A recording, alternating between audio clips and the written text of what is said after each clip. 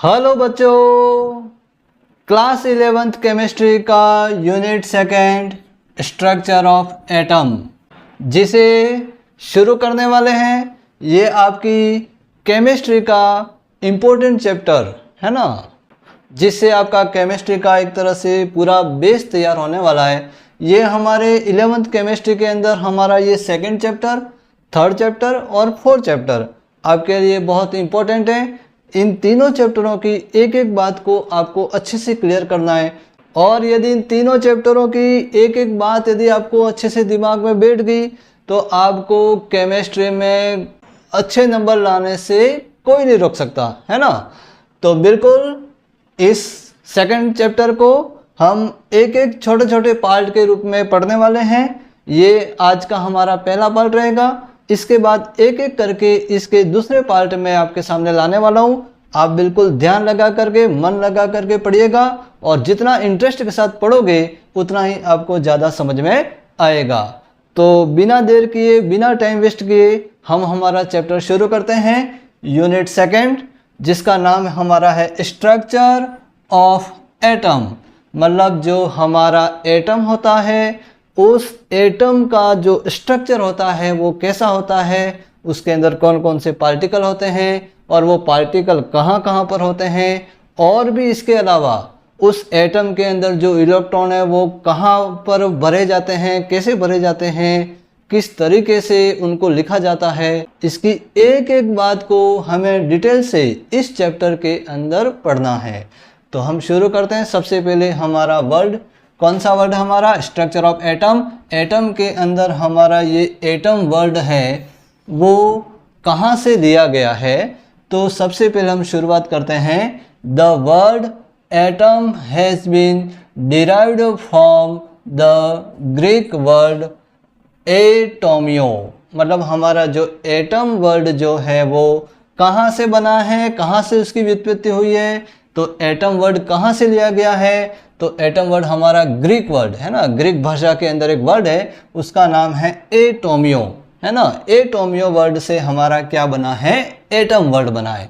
और इसका अर्थ क्या होता है, उसकी मीनिंग क्या होती है? तो विच मीन्स अनकटेबल, मतलब जिसको हम काट नहीं सकते, और नॉन डिविजिबल। नॉन डिविजिबल मतलब जिसको आगे हम तोड़ नहीं सकते, उसको डिवाइड नहीं कर सकते, उसके आगे और छोटे भाग नहीं कर सकते। ऐसे कणों को, है ना, हम क्या कहते हैं? एटम कहते हैं। ओके, फिर उसके बाद the atomic theory of matter, है ना। मैटर के संबंध में जो एटॉमिक थ्योरी, परमाणु सिद्धांत, was proposed by John Dalton. मतलब सबसे पहले एटम के बारे में बताने वाले, एटम की थ्योरी देने वाले हमारे सबसे पहले साइंटिस्ट हमारे कौन थे? John Dalton. और उन्होंने इस एटम के बारे में क्या क्या बताया था? तो John Dalton considered that all matter are composed of smallest individual particle called atom.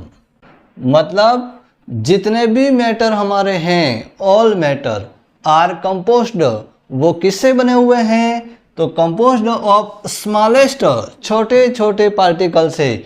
और वो छोटे छोटे पार्टिकल कैसे?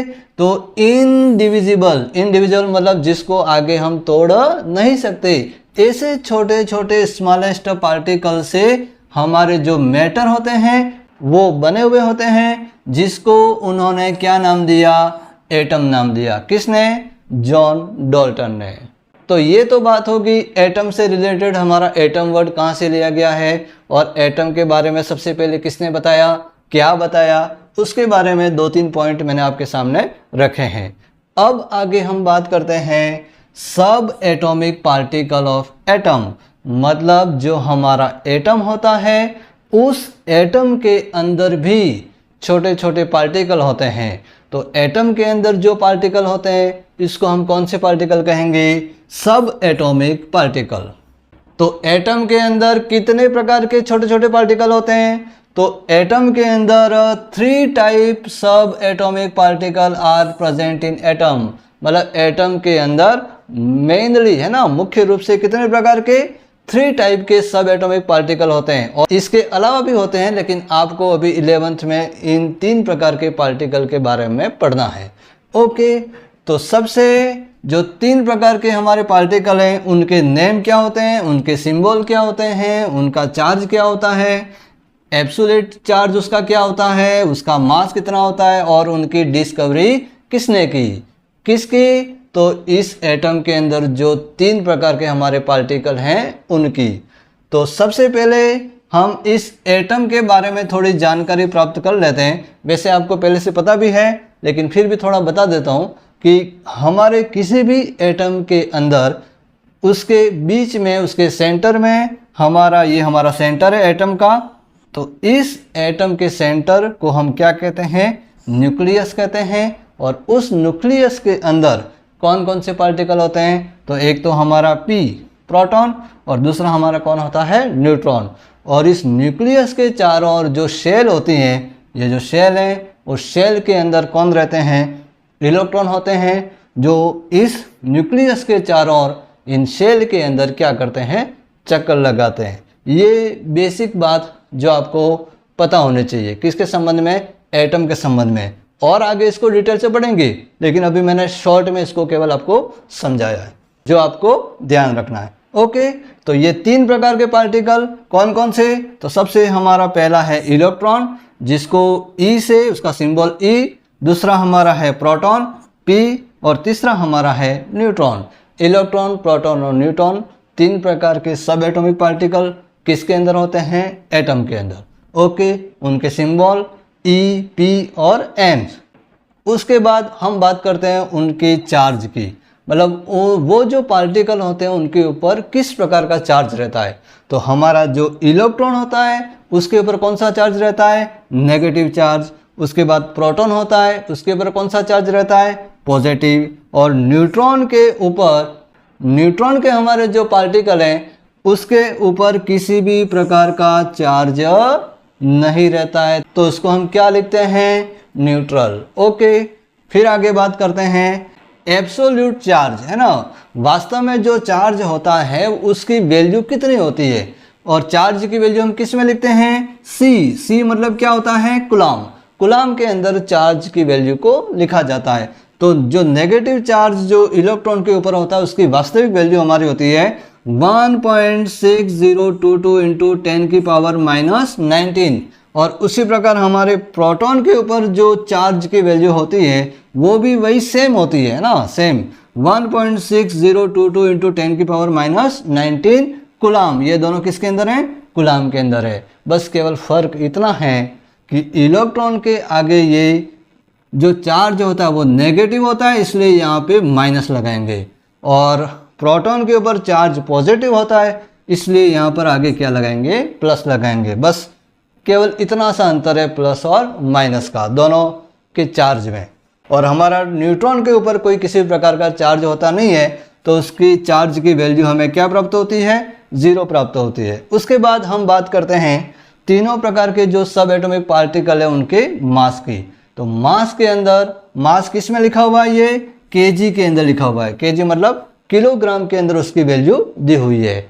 तो इलेक्ट्रॉन के मास की वैल्यू हमारी कितनी होती है, इलेक्ट्रॉन के मास की वैल्यू हमारी है 9.1 इंटू 10 की पावर -31, है ना, 9.1 इंटू 10 की पावर -31 केजी। किसकी वैल्यू है ये, तो इलेक्ट्रॉन के हमारे मास की वैल्यू है। ओके, उसके बाद हमारे प्रोटॉन के मास की वैल्यू होती है 1.672 इंटू 10 की पावर -27। ओके, और हमारे न्यूट्रॉन के अंदर उसका जो मास की वैल्यू होती है वो होती है 1.675 इंटू 10 की पावर -27, है ना। ये वैल्यू लगभग अप्रोक्सीमेटली इसके बराबर होती है ना। आपकी अलग अलग बुक में इसकी वैल्यू हल्की सी चेंज हो सकती है, लेकिन हमारी लगभग अप्रोक्सीमेटली हमारी वैल्यू यही हम लिखते हैं इसको। ओके, तो ये तीनों हमारी क्या होगी, इन तीनों जो पार्टिकल इलेक्ट्रॉन, प्रोटॉन और न्यूट्रॉन के तीनों के मास। और ये मास किस में लिखे हुए हैं, किलोग्राम में। तो इस किलोग्राम वाले मास को हम ग्राम में भी चेंज कर सकते हैं। तो ग्राम में जब चेंज करेंगे तो ये जो 10 की पावर है वो क्या हो जाएंगी, चेंज हो जाएंगी, है ना। तो ग्राम में चेंज करेंगे तो इन तीनों के जो 10 की पावर की वैल्यू वो क्या हो जाएगी, बदल जाएगी। तो वो क्या बदलेगी, कैसे बदलेगी, इसको आपको एक बार चेंज करके देखना है ना। ये आपके लिए होमवर्क है। ओके, फिर उसके बाद हम बात करते हैं तीनों प्रकार के जो सब एटॉमिक पार्टिकल हमारे इलेक्ट्रॉन, प्रोटॉन और न्यूट्रॉन की डिस्कवरी किसने की। तो सबसे पहले इलेक्ट्रॉन की डिस्कवरी हमारी की जे थॉमसन ने, प्रोटॉन की डिस्कवरी हमारी की ई गोल्डस्टीन और न्यूट्रॉन की हमारी डिस्कवरी किसने की, चैडविक ने, है ना, जेम्स चैडविक।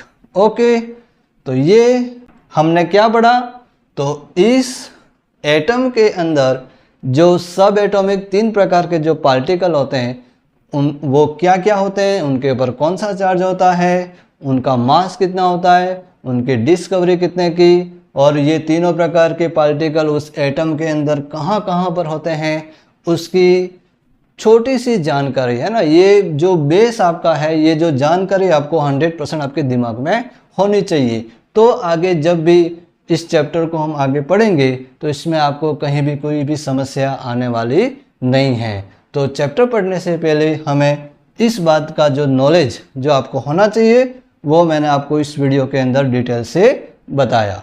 वीडियो अच्छा लगा हो तो उसे लाइक और शेयर करें और हमारे चैनल को सब्सक्राइब ज़रूर करें। मिलते हैं नेक्स्ट वीडियो में, तब तक के लिए जय हिंद, वंदे मातरम।